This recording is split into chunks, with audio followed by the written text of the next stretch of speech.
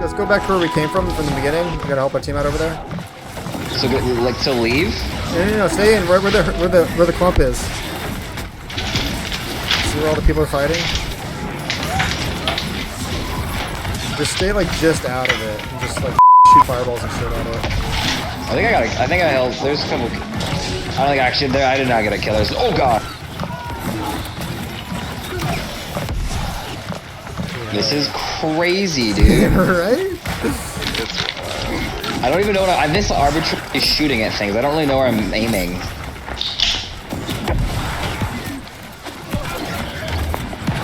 I'm just kind of following like where all the healers are.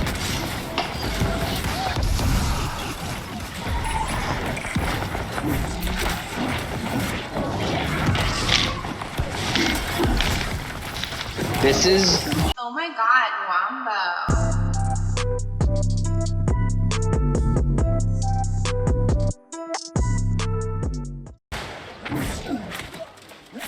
Oftentimes, people ask themselves, what's a wombo? And I tell them, What the hell? What the hell?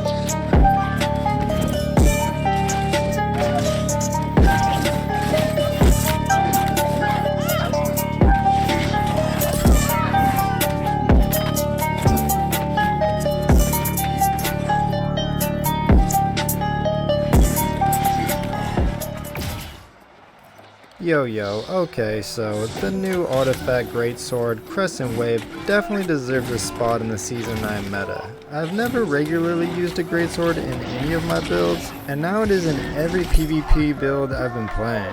So far I've paired it with the bow, hatchet, great axe, and my personal favorite, the sword and shield. The sustainability and damage that you are able to produce in a lightweight equipment load is very strong. The range of the Crescent Wave perk is nice at picking off enemies that are trying to escape. The Crescent pairs nicely with the Endless Thirst artifact since you are constantly popping mana potions, which gives you the Fortify and Empowerment from that artifact. You will also want to be running Energizing Hearty Meal for that extra mana regen. The two armor sets that I've been swapping between are Featherweight, which is hands down the stronger and easier build, and the Vampire Vestment build, which is great against melee players and duels, but involves you to play your life more with the help from the Shirking Hills perk. Slowing Rupture, Relentless Freedom, Contagious Upheaval, which I have on my sword, and Accelerated Resolve, which I have on my shield, are crucial perks to make this build really shine. I've seen many other players successfully use all the greatsword abilities, so I encourage you to use the ones that fit your playstyle the best.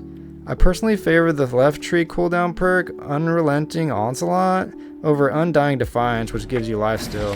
I felt having abilities more often was favorable. All of the arenas games in the background are against, in my opinion, skilled players who have won and lost to many times over in New World. I actually managed to secure a 1.3 million damage game in arenas, securing the victory and the number 2 spot on the Season 9 damage dealt Lita Bold. Unfortunately, my shadow play was off for that game and I was not able to get any of the footage.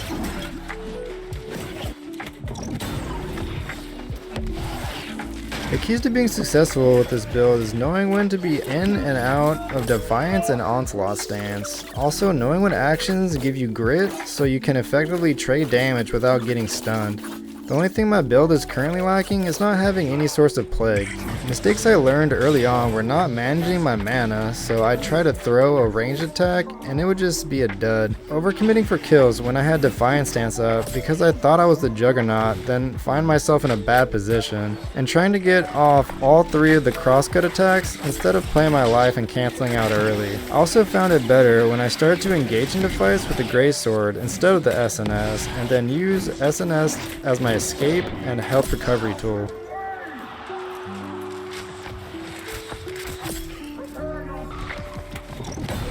As far as the meta goes, other notable builds that I find myself having a challenge against are Fire Staff with Void Blade.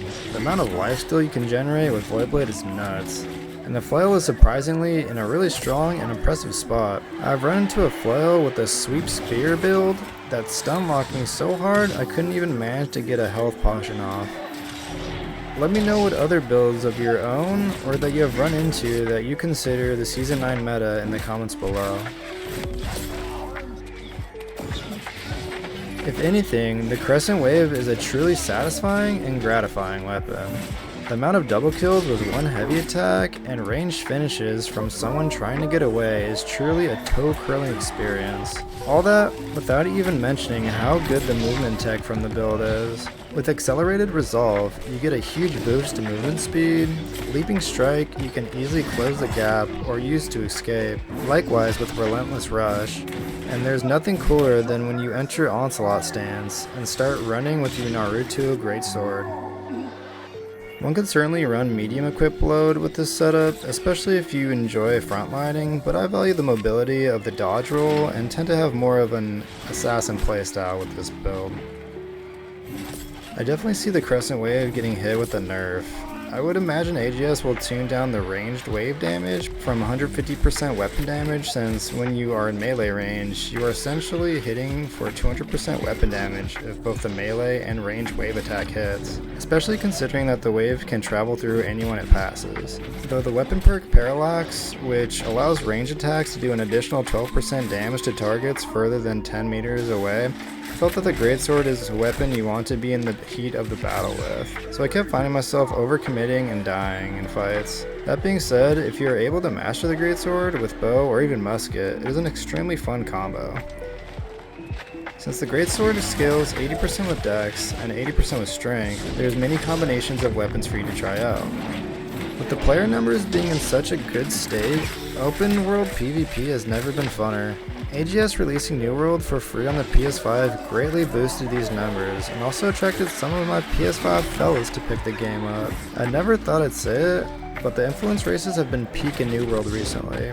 Though sometimes it can be one-sided, the Zergs have been incredible. If you master your cooldowns, you can get in and out of clump fights pretty easily. You charge in with Relentless Rush, then immediately use Roaring Rupture, which puts you in Defiant stance, making you get Fortify, cleanses 2 debuffs, and gives you a strong blocking shield during heavy attacks that you also have grit for. Then proceed to escape with Leaping Strike if you need to, but usually the Unrelenting Onslaught perk that gives you cooldown on attacks allows you to reproc Relentless Rush to easily escape. I highly recommend anyone to try out the meta-defining artifact Crescent Wave. Thank you so much for tuning in, and I hope you enjoyed the video. Go, go, go, go, go, go! SEAL team Everyone dicks on, right everyone now, on, bro. everyone on, everyone on. I'm so scared. Put some heals on the point. I'm going in.